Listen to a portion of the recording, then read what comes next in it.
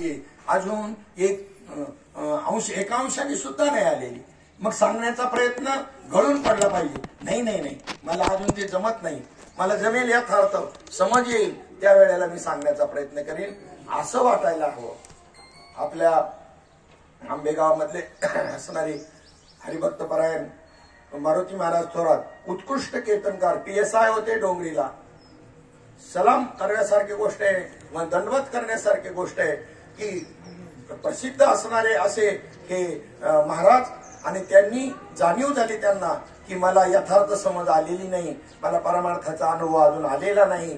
त्यांनी रिटायर झाल्यानंतर कार्यक्रम करायचं सोडून दिलं. बाबा उत्कृष्ट कीर्तनकार कार्यक्रम करायचं सोडून साखरे महाराजांचा आश्रम गाठला. विद्यार्थी तो प्रकट करला, त्यांची विद्यार्थी दशा, आणि सांगोपांग फाउंडेशन पासून बेसिकली अभ्यास करायला संत वाङ्मयाची सुरुवात केली. 7 वर्ष 8 वर्ष तिथे घालवली आणि त्याच्यानंतर मग पुन्हा कीर्तन करायला सुरुवात केली. असं असं असं झालं पाहिजे, असं झालं पाहिजे.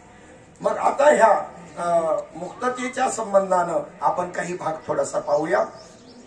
ऐक मुक्ताचे लक्षण काय असतं? मुक्त म्हणजे काय, विशेष काय?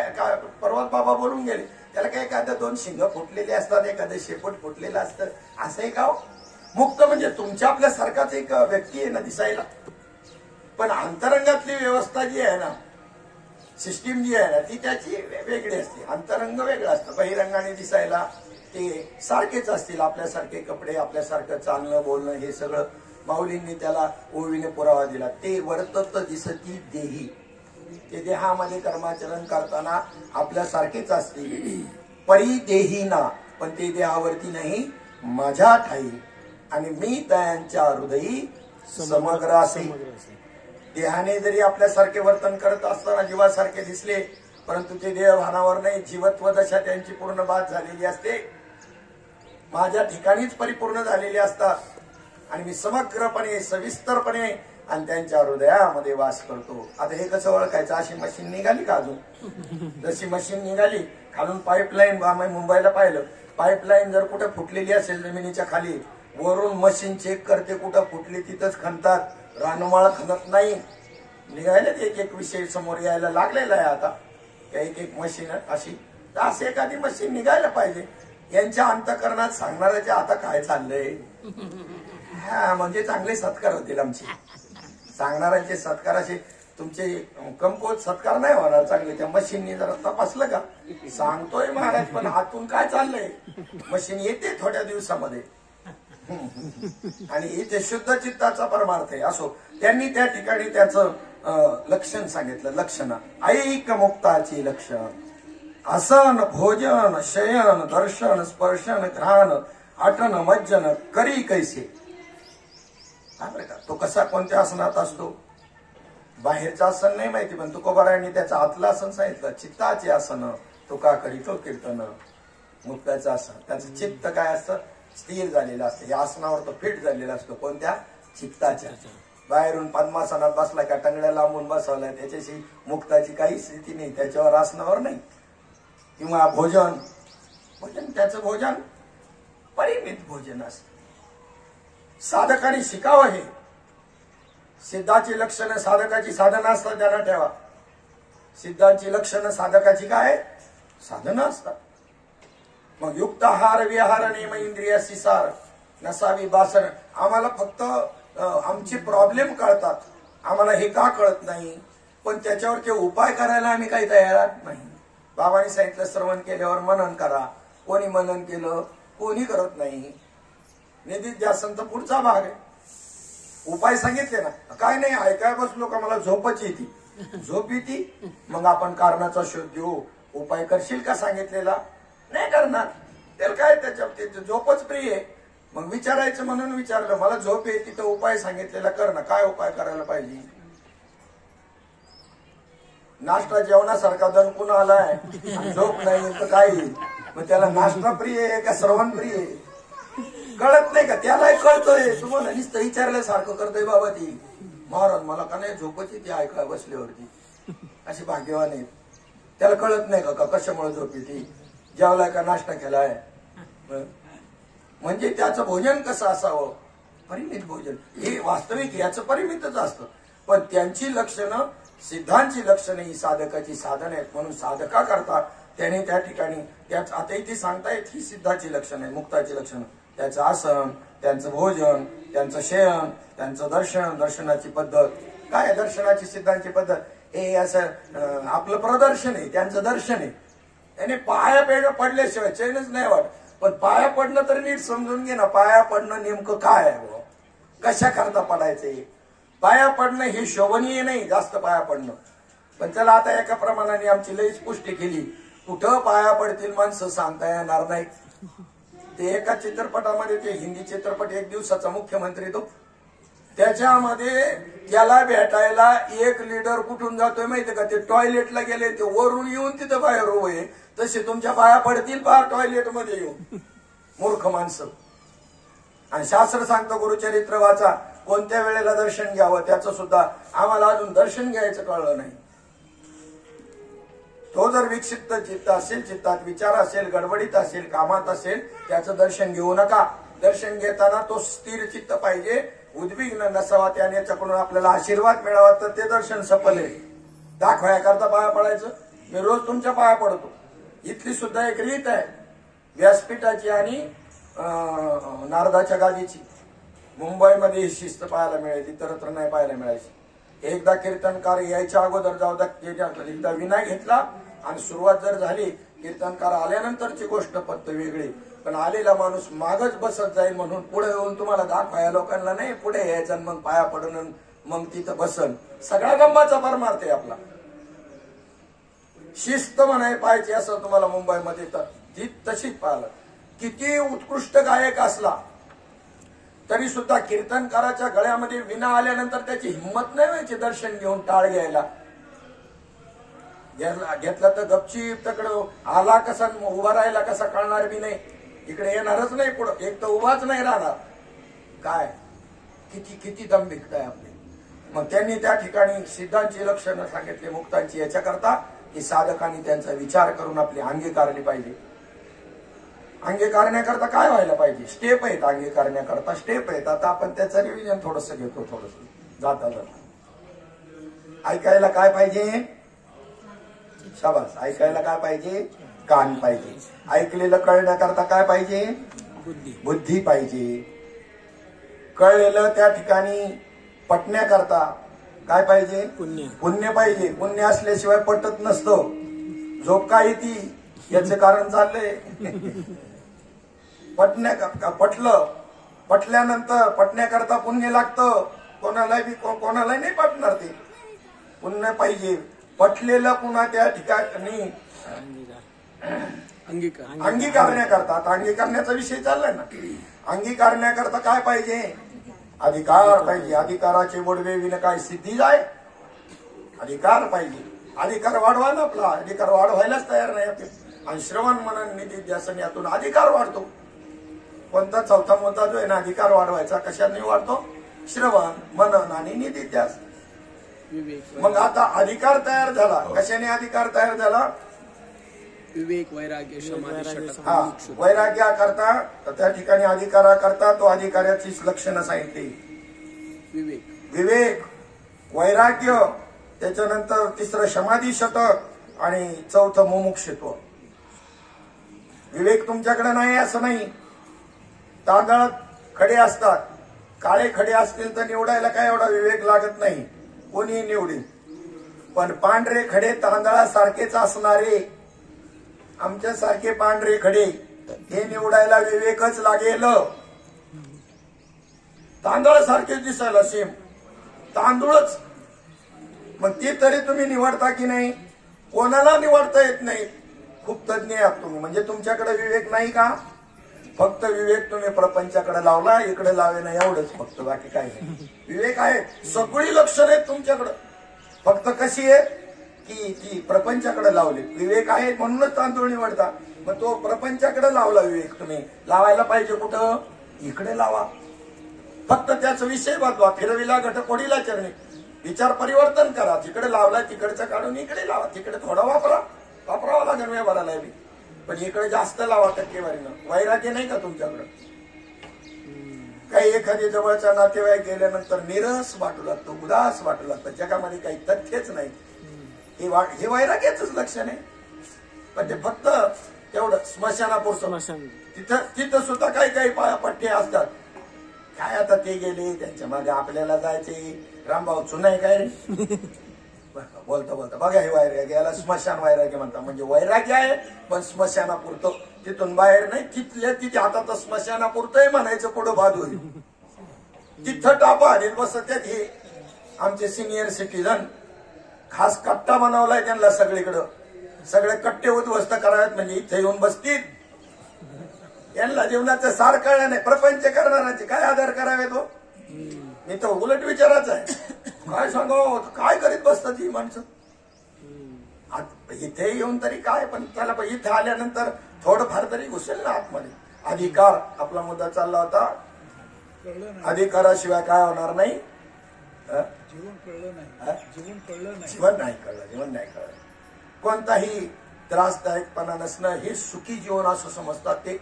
पण आतमध्ये समुद्रावरून असं स्थिर जातोय, पण आतमध्ये नुसतं असं ढवळून निघालाय. अशी यांची शांती. वर दिसतात स्थिर शांत, जसं काय यांना परम शांती प्राप्त झाली, पण आतमध्ये सगळं. चला अधिकार.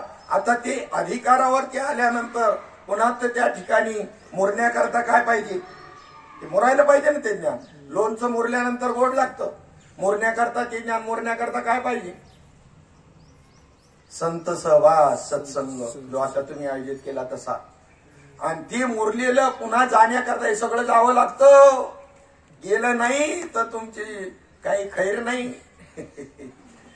या देशामध्ये उपासमारीने लोक कमी मेले, जास्त खाऊनच जास्त मेले. अज्ञानाने कमी नाश केलाय पण ज्ञानाने जास्त नाश केलाय. म्हणून तर अमृतानुभव ल्यावा लागला. पुढे असं होणार आहे. अज्ञान काढणं सोपी गोष्ट आहे. कोणतेही महाराज काढेल तुमचं अज्ञान हो, पण ज्ञान काढणं अवघड आहे. ज्ञानच काढायचंय इथे. कारण नवलांकाराची गोठी, विशेषण लगी अज्ञानाच्या पाठी, सज्ञानाच्या धोबे कंठी, नाना संकटे नाचवी. म्हणून तो अहंकार काढण्याकरता काय करावं लागेल. अहंकार काढण्याकरता काय करावं लागेल. अमृतानुभवच समजून घ्यावा लागेल. मुक्तालाच समजून घ्यावं लागेल. मुक्ताची लक्षणं. म्हणून त्याचं बसणं, जेवणं, निजणं, पाहणं, स्पर्श करणं, वास घेणं, फिरणं, स्नान करणं ही कृत्य मुक्त असतात. ते कशा रीतीने करतात त्यांची लक्षण आहे. मागील श्लोकाच्या अखेरीला प्रकृती कर्माचा अभिमान धरल्याने दृढ बंधन प्राप्त होते असे सांगितले. कशामुळं. त्या कर्माचा अभिमान धरल्यामुळे बंधनात पडतो. आणि अभिमान नाही धरला तर एक एक करून चणक हाडला असतं माकडाने, पोटही भरला असतं आणि अडकलंय नसतं. बचक भरतं आणि हात वरती येत नाही, बंधनात पडतं. कर्माची रीत माहिती नाही, विनियोग माहित नाही.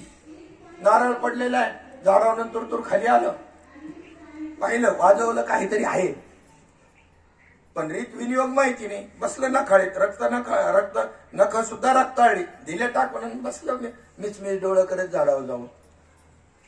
दुसरा एक ग्रस्त आले गुरुजींसारखे, पाहिलं नारळ पडलाय, त्याने त्याच्या शेंड्या काढल्या, दगडावर आपटला, फोडला, मस्तपैकी पाणी प्याले, कोबरं खाल्लं आणि एवढून मीच डोळं करून पाहते. असं आहे काय. तसंच आहे. अशी माकडे माकडाचं नाही सांगायचं, माणसांच सांगायचं. विनियोग कळायला पाहिजे. ती मुक्त कशा रीतीने त्या क्रिया करतात त्यांची लक्षण आहे. मागील श्लोकाच्या अखेरीला प्रकृती कर्माचा अभिमान धरल्याने दृढ बंधन प्राप्त होते असं सांगितलं. पण ज्ञाता त्या अहंकाराला मात्र शिवत नाही. ज्ञाता कशाशी तादात्म्य धरीत नाही, कशाशीच नाही. त्यात असून त्याच्याशी तादात्म्य धरत नाही. का त्याला कळलेलं आहे ना, साक्षीभाव पुरा दृढवलाय त्याचा. साक्षीभाव एवढा दृढवलाय. हा, स्थूल देह मी नाही, स्थूल देह मी नाही, सूक्ष्म देह मी नाही, कारण त्याला असणारा कारण देह मी नाही, महाकारण बी मी नाही.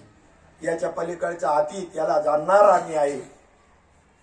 स्थूल देहाची 25 तत्व मी नाही, सूक्ष्म देहाची धरा 17 धरा, 19 धरा, 20 धरा, 25 धरा, ती बी मी नाही. कारण देह अज्ञानाचा तेही नाही. म्हणजे मला कळतं ना हे बरोबर आहे, चूक आहे, अज्ञान आहे. म्हणजेच ज्ञानाशिवाय कळत असतं का. मग ते मी नाही. आणि ज्या ज्ञानाने कळतं ते बी तो नाही, ज्या ज्ञानाने कळतं ते बी नाही. कळलं कोणतंही तुमचं कळण्यात येणारी गोष्ट ही त्या कळण्यापासून वेगळे असाल तरच तुम्ही ती कळून घेऊ शकता. कळणं तुमचं कळण्यापासून तुम्ही वेगळे आहात, पाहण्यापासून तुम्ही वेगळे आहात, जाणण्यापासून तुम्ही वेगळे आहात. जे जे दिसतं ते तुम्ही नाही, जे जे तुमच्या कळण्यात येतं ते तुम्ही नाही, जे जे पाहण्यात येतं ते तुम्ही नाही, त्याच्यापासून वेगळे आहात तुम्ही. पण फक्त काय नाही, समज नाही आपल्याला. 2 दिवस ऐकतो आपण ब्रह्मस्थिती सगळ्यांना आहे, ब्रह्मस्थितीचा अनुभव. ब्रह्मज्ञान नाही, त्याचं काय नाही, त्याचं ज्ञान नाही. स्थिती आहे सुषुप्तीमध्ये अवस्थेली, गाढ झोपेमध्ये अनुभवलेली ब्रह्मस्थितीच आहे, ब्रह्मस्थितीच आहे ना. गाढ झोपेमध्ये अनुभवलेली ब्रह्मस्थितीच आहे, परंतु तिचं ज्ञान नाही. आता ज्ञान करून दिलं आणि पुढे मग लक्षामध्ये आलं. म्हणून या ठिकाणी माझ्या त्या ठिकाणी ज्ञाता काय करतो, सर्व कर्म करत असतो, परंतु त्या अहंकाराने आतळत नाही. तो कर्मे करी सकाळी. माऊलींनी काय ज्ञानेश्वरीत याच्यात काय फरक आहे सांगा ना. इथे ओवी तीच ओवी पण थोड्याशा वेगळ्या प्रकाराने आली. तो कर्मे करी सकाळी माऊली म्हणतात, परी कर्मबंधा नातळे. कर्मबंधनात तो आकळत नाही, आतळत नाही. ज्ञाताचं सर्व कर्मामध्ये स्वभावताच निरभिमानपणा असतो. तीच साध्यंत हकीकत आता सांगतो, नीट लक्ष देऊ नये. ज्याप्रमाणे छायेचा मान किंवा अपमान पुरुषाला अनुरेणू इतकाही बाधत नाही, त्याप्रमाणे देहाचे कर्माचरण निरभिमान मुक्ताला बाधत नाही. आपल्या सावलीचा कोणी सन्मान केला, हार घातला तुमच्या सावलीला, तुम्हाला काय वाटेल का त्याचं? आणि कोणी घाण टाकली तुमच्या सावलीवरती, सावली सारखं द्यायला समजतात, द्याचं मिथ्यात्व त्यांना कळलंय. याचा सन्मान कोणी केला तरी 13व्या अध्यायात त्याचे लक्षणं सांगितलेले आहेत. जो जीवनमुक्त आहे ना, ते असं चोरासारखं बसतो. जशी काय कोणची चोरी केली आणि आम्ही असं बसतो, हार घालताना असं एकदम रुबाब शेख, फोटो काढ लय जोर फोटो. आणि ते 75वीवर ज्या वेळेला 75वी साजरी करताना 75,000ची थैली साधकांनी 2-2 रुपये जमा करून दिली महात्म्याला. त्यावेळेला माऊली ज्ञानोबारांनी 13व्या अध्यायाची लक्षणं सांगितली. ती सगळे त्या महात्म्याच्या ठिकाणी आम्ही पाहिली. डोळ्यातून आशीर्भाव चालू येईल अशी मान खाली घातली. ही संतत्वाची लक्षणं आहेत, मुक्ताची लक्षणं आहेत, ती सिद्ध सांगितले. की त्या ठिकाणी सावलीला जसा मान अपमान, सावलीवर घाण टाकली तरी ऐका काय त्याला नाही, ज्याची सावली त्याला सुद्धा काय ऐका त्याचं. ज्याच्या सावलीवर घाण टाकली तुमच्या आणि सावलीचा मान सन्मान केला तर ऐका. मग देह का तुम्ही जर आत्मा तर तुमच्या देहाचा जरी सत्कार केला, देहावरती गाढवावरून धिंड काढली तरी तुम्हाला काही वाटायला पाहिजे का? नाहीच वाटलं पाहिजे. हे आमच्या तुकोबारायांचं लक्षण आहे. गाढवावरून धिंड काढली, चपला गाळ्यामध्ये त्यांच्या, याला कोणीतरी दुष्टांनी काम. आनंदात असं मोठी आठवायची नाही, आनंदामध्ये विठ्ठल विठ्ठल विठ्ठल गावातून धिंड निघाली, आनंदच. जिजाबाईनं दुरून पाहिलं, संताप झाला, संताप आला जिजाबाईला. कोणी केले फक्त कळायला पाहिलं होतं. तेवढ्या वेळात तर तावडीत सापडला नाही जिजाबाईच्या, नाही तर तोडवलंच असतं त्याला, परत नाद केला नसता. बरं झालं भगवंत बी असं खाली आहे ना, महाराज मंडळींना अशाच सुविद्य पत्नी देत असतो, नाही तर हे संसार नाही करून द्यायची नीट. कडक लक्ष्मीच देतात, जरासे मुद्दाम देतो भगवंतच. हे टिंगल करतील बहुतेक महाराज मंडळीच्या, म्हणजे अपवाद असेल कोणी, तुम्ही काय असं समजू नका. मी बोलतो ते प्रमाणभूतच असेल, पण बहुतांश टक्केवारीने मी पाहतोय की जरा कडक लक्ष्मी पद्धतीतल्याच आमच्या आईसाहेब असतात. आता सगळ्यांचे मला माहित नाही जवळ, पण काही जवळचे आहेत ते सांगतो. देवानी योजना केलेली त्या पद्धतीची. हा, मग समोर आल्यानंतर महाराज आता ते नाही मिळालं, कोण करणार आहे ते, पण त्याच्यातला थोडासा महाराजावरच काढावा लागला. काय झालंय काय तुम्हाला? असा कांचा देव घुसलाय तुमच्या अंगात. मग तेव्हा देव करणारे महाराज पाहिले भजनाला जातात, कीर्तनाला जातात, वारीला जातात, तुमचं आवरच काम आहे. असं पण बरोबर असतो का? की काय दशे केली तुमची या लोकांनी आणि तरी तुम्ही आनंदामध्ये आपलं विठ्ठल विठ्ठल चालले. जिजाबाई म्हणते जीवदशीचं लय आवडतं बाबा, म्हणून मधून जरा सांगतोय बरं का. नाही मला आवडत नाही आता हे असं बोलायला. तुमच्या संगतीमुळे, मला यांच्या संगतीमुळे सवय लागली. आता प्रक्रिया थोड्या यायला लागल्या थोड्याशी. पण आता काय करावं, मधून मधून ह्या असं जरा थोडस सांगावं बी लागतं. आणि चरित्र आहे, मग अशीच सांगितलं, संतांचं चरित्र आपल्याला काय देईल, काहीतरी लक्षण देऊन जाईल. आणि तुकाराम महाराज म्हणतात, अरे आवडी तुला झालंय काय, तुझं जर तपासून पहा, मी बरोबर आहे, माझं डोळं मला चांगलं बरोबर दिसते, मला सगळं ब्रह्मरूप दिसते, तुला सांगून सांगून तुला डोक्यात घुसत नाही. तुला गाढव दिसतं कसं, मी गरुडाव बसवलंय, गरुडाव त्या कोणी बसवले, त्यांना काय दिसत होतं, गरुड दिसत होत, मला गरुडाव बसवलंय. आणि हे तू म्हणती चप्पल, मला कशी चप्पल दिसाना, करावं काय व, कोणत्या डोळ्यात फरक झालाय मलाच कळत नाही, तुझ्या झालाय का माझ्या झालाय. बरं ठीक आहे, तुझ्या मताप्रमाणे थोडस तुला अनुमोदन देतो. तू म्हणत असेल याच्यात एक तरी जुनी चप्पल आहे का बघ. आता मला 8-10 वर्ष काळजीच नाही म्हणले, पायतानाची काळजीच नाही, केवढे उपकार केले म्हणले, फक्त हातात द्यायच्या ऐवजी अतिप्रेमापोटी त्यांनी गळ्यात घातले. कोणची नजर तपासायला पाहिजे मलाच कळत नाही काय पार. म्हणजे सावलीचा मानाने अपमान केला तरी त्या पुरुषाला काही नाही, जीवनमुक्त पुरुषाला. तसा देह सावलीप्रमाणे तो मानत असल्यामुळे देहाचा सत्कार केला काय आणि देहाचा मान सन्मान केला काय आणि अपमान केला काय, त्याच्याबद्दल त्याला काही वाटत नाही.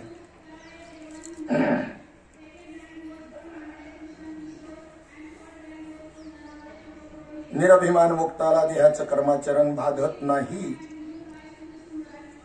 स्वादिष्टान हीच त्याची बैठक.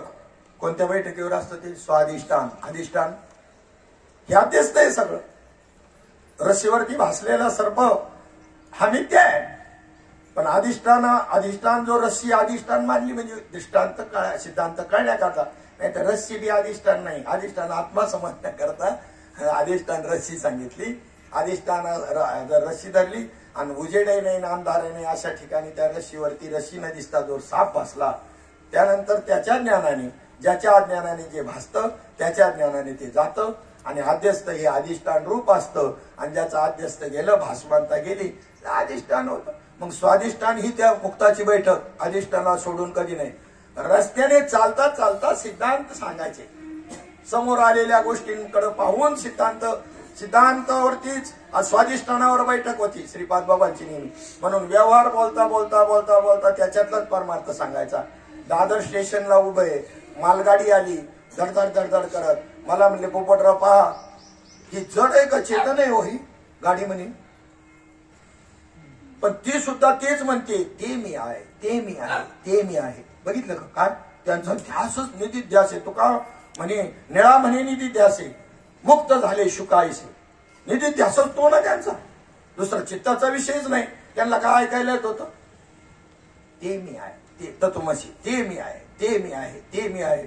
गाडीचा आवाज सुद्धा तीच ऐकायला येत होता, ध्यासच न तसं लागलेला. आणि आम्हाला काय ऐकायला येत होतं? मला पडत मी म्हणलं बाबाला काय म्हणावं, जिजाबाई जशी तुकाराम महाराजांना म्हणत होती तसं मी बी मनात म्हणायचं, बाबाला म्हणावा काय. मला ऐकायला येत होतं कशासाठी? पोटासाठी, खंडाळ्याच्या घाटासाठी. त्यांना ऐकायचं ते मी आहे, ते मी आहे. कारण स्वाधिष्ठानावरती त्यांची बैठक पक्की होती. इथे सांगितलं स्वाधिष्ठान हीच त्यांची बैठक. त्या आसनावरती निरंतर बसलेले असतात, तिथे अभिमान येऊच शकत नाही. त्या ठिकाणी बसलेले मन उठतच नाही. त्या आसनाची थोरवी काही विलक्षणच आहे, तिथे विस्मरण नाहीशीच होते. आठवून आठव गेले भावाभाव, झाला स्वयमेव पांडुरंगाची स्थिती होत असते. एकांत म्हणून त्यांचा कधीही मोडत नाही. हेच मुक्ताचे सहजासन होय. या आसनाचे समाधान असे आहे की समाधी लावणे आणि उतरणे या दोहीची तिथी बोळवण होते. हेच मुक्ताचे चालते आसन होय. समाधी लावणं आणि समाधी मोडणं, चांगदेवाचं हेच चाललं होतं ना. समाधीमध्ये असल्यानंतर काही विक्षेप नाही, समाधीतून पुन्हा आला की विक्षेपाला सुरुवात. अवस्थेत असल्यावर आपल्याला आनंद, अवस्थेतून बाहेर आलं का जैसे थे. मग ही मुक्ताचं लक्षण आहे का? मुक्त अखंड स्थितीमध्ये त्या ठिकाणी असतो. अनेक प्रकारे हे तुम्ही वाचू शकता. आता मी जे सांगतो हे तुम्ही समजून घेऊ शकता. एकनाथी भागवतामध्ये सुंदरपणे विषय मांडलेला आहे. जो ज्ञानेश्वरीत आहे, ज्ञानेश्वरीची भाषा जुनाट आहे 12व्या शतकातली, पण ही 16व्या शतकाची म्हणजे अलीकडची आहे. जे ज्ञानेश्वरीत आहे तीच याच्यामध्ये सांगितलेलं आहे. तुम्ही घरी एकनाथी भागवत वरच्या ओव्या वाचायच्या ऐवजी नित्य नियमाने, नित्य नियम म्हणजे विधी नका बनवू, 5 वाचल्याशिवाय पाणी पित नाही. अरे काय व्हायचं 5 ओव्या वाचून आणि पाणी न पिऊन? कमीत कमी नाही एखाद दिवशी वाचता आलं तरी काय हरकत नाही, पण वाचण्याचं चांगल्या 200-300 ओव्या वाचायच्या, विषय समजून घ्यायचा, खालचा अर्थच वाचायचा. कोणताही ग्रंथ वाचताना समय पहिल्या स्टेपमध्ये फक्त काय करा, अर्थ वाचा 2 वेळेला, भागवत असू द्या, ज्ञानेश्वरी असू द्या, आणि त्याच्यानंतर एक ओवीन त्याचा अर्थ असं वाचन केल्यावर 4थ्या वेळेला तुम्हाला ओवीचं बी समज येऊ लागेल. सांगण्याकरता नाही, हे पहिलं ध्यानात ठेवा. योग्य समजावर या, श्रवण बी त्याच्याकरताच असतं. या ठिकाणी बद्धोमिक्त इति व्याख्या म्हणता या पहिल्या श्लोकावर आपण चिंतन करत असताना डायरेक्ट 11व्या श्लोकावर याच्याकरता गेलो की मधल्या श्लोकांमध्ये त्याचा विस्तार आहे आणि 11व्या श्लोकामध्ये त्या मुक्ताचं लक्षण सांगितलं. जसं श्री गुरुचं चाललंय अमृतानुभवामध्ये 2ऱ्या प्रकरणामध्ये त्या पद्धतीने कर्तव्य लक्षण श्री गुरुचं हेच चाललं, तसंच इथे बी रचना आहे. आणि या पद्धतीनं पाहण्याचा छोटासा प्रयत्न आपण या ठिकाणी केलेला आहे. आता मी माझ्या वाणीला या ठिकाणी पूर्णविराम देतो.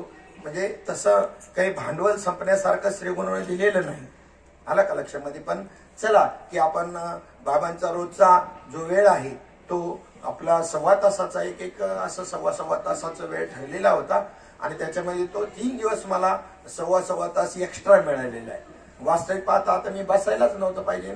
माझ्या विचारात असंच होतं की थोडस बसायचं बी काही आवश्यकता नव्हती, पण गाथा आणण्यापर्यंत एक 15 मिनिटं जातील, 10 मिनिटं जातील म्हणून बसलो आणि नाही म्हणता म्हणता वाहवत जाऊन 1.25 तास मी घेतला. हे त्या वृत्तीरूप ज्ञानाचं लक्षणच आहे, पण त्या स्वरूप ज्ञानाचं नाही म्हणत ते त्याला ना. मला तो वाटतं असं आहे ना, महाराज मंडळींना ना शेवाय एक वेळ नसला तरी चालेल पण बोलायला पाहिजे म्हणून. जेवाया नको देऊ पण मला एक 15-20 मिनिटं बोलायला दे म्हणून. कोणी बी हे स्वरूपाला घेऊन जाणारच नाही. असो झालेली शिवा पंढरीश परमात्मा माऊली ज्ञानोबराय स्वामी समर्थ. नाही चालू द्या, म्हणजे तुम्ही चालू देत म्हणणार आहे, पण तुम्ही काय आणलंय मला बघायचंय ना. आम्हाला आमचं तर चाललंच आहे, मलाही काय तुम्ही आम्हाला काय खायला आणलं असेल ना, आम्हाला बी खायचं. पुंडरी कवर्दे हरी विठ्ठल श्री ज्ञानदेव तुकाराम माऊली ज्ञानेश्वर महाराज सद्गुरुनाथ भगवान की जय.